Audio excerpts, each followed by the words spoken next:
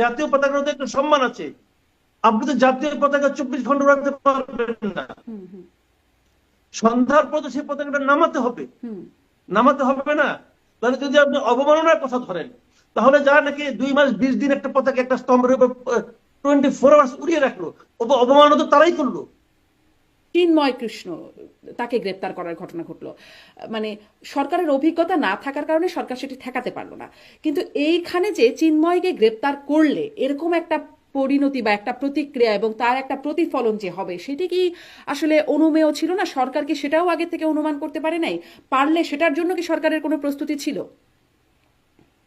দেখেন, এখানে কিন্তু অনেকগুলো কথা আছে।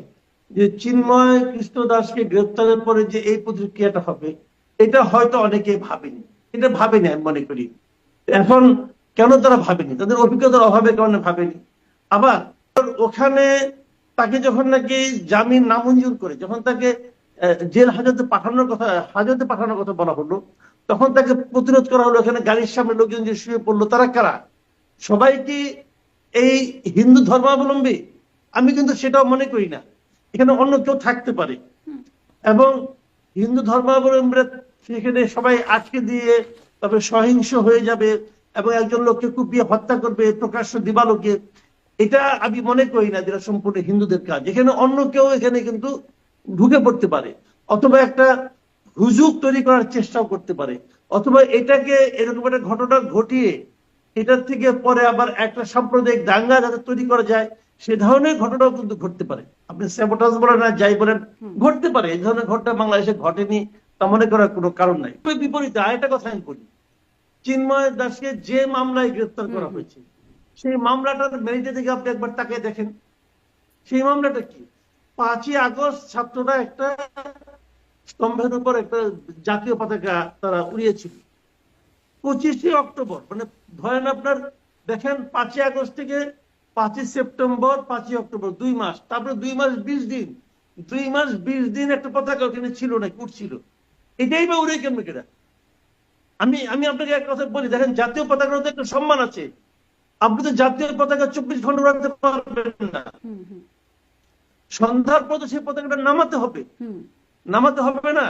তাহলে যদি আপনি অবমাননার কথা ধরেন, তাহলে যারা নাকি 2 মাস 20 দিন একটা পতাকা একটা স্তম্ভের উপর 24 আওয়ার্স উড়িয়ে রাখলো, অবমাননা তো তারাই করলো। জাতীয় পতাকা তো 24 ঘন্টা উড়ানোর বিষয় নয়। বৃষ্টিতে ভিজবে, সারা রাত উড়বে, এটা জাতীয় পতাকা বলে না। জাতীয় পতাকা সম্মানের ব্যাপার আছে কিন্তু। তো সেখানে যে আবার গেরুয়া পতাকা উড়ানো হয়েছিল বলে অভিযোগ করা হচ্ছে। যিনি অভিযোগ করেছেন তিনি একটা পলিটিক্যাল পার্টি করতেন, বিএনপি করতেন। যিনি এই মামলা করেছেন, মামলা করার পরের দিন কিন্তু বিএনপি তাকে তার পদ থেকে বহিষ্কার করছে। তার মানে এই মামলাটাকে বিএনপি ভালোভাবে নেয়নি, খেয়াল করেন। এবং সেই মামলা করারও 1 মাস পরে তাকে সেই মামলায় অ্যারেস্ট করা হলো। এর মধ্যে উনি আরো অনুষ্ঠান করেছেন।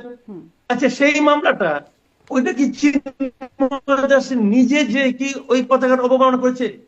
অরূপে যে গেরুয়া পতাকা উড়ানো হয়েছিল বলে অভিযোগ করা হচ্ছে। ধরলাম অভিযোগ সত্য, যদি সত্য হয় সে কাজটা কি চিন্ময় দাস নিজে করেছে? করেনি। বলা হচ্ছে লাল দিঘির ময়দানে উনি একটা সভা করেছিলেন, সেই সভা থেকে নাকি কিছু লোক সেটা উড়িয়েছে। চিন্ময় দাসকে সবাই থেকে বলেছিলেন যে আপনারা সবাই যে পতাকাটা উড়ান? সেরকম কথা কিন্তু শুনতে পাইনি। তাহলে এটা কে বললো? সেই তার জন্য চিন্ময় দাসকে আপনি অপরাধী করলেন। চিন্ময় দাস সহ ওই মামলায় আসামির সংখ্যা 19 জন। বাকি 18 জনকে গ্রেপ্তার করা হয়েছে? হয়নি। তো চিন্ময় দাসকে কেন? তাহলে এটা কি অপরাধকে নিবারণ করার জন্য করা হচ্ছে, নাকি চিন্ময় দাস নামক এই লোকটাকে আমি শাস্তি দিতে চাই তাই করা হয়েছে? আসলে কি এখানে কি আইন নিজের মতো করে চলছে, নাকি আইনকে চালানো হচ্ছে? এই সমস্ত প্রশ্ন কিন্তু ভাই উঠবে এবং উঠছে। আমি তো উঠাইলাম প্রশ্নটা, জবাবটা দেন কেউ একজন।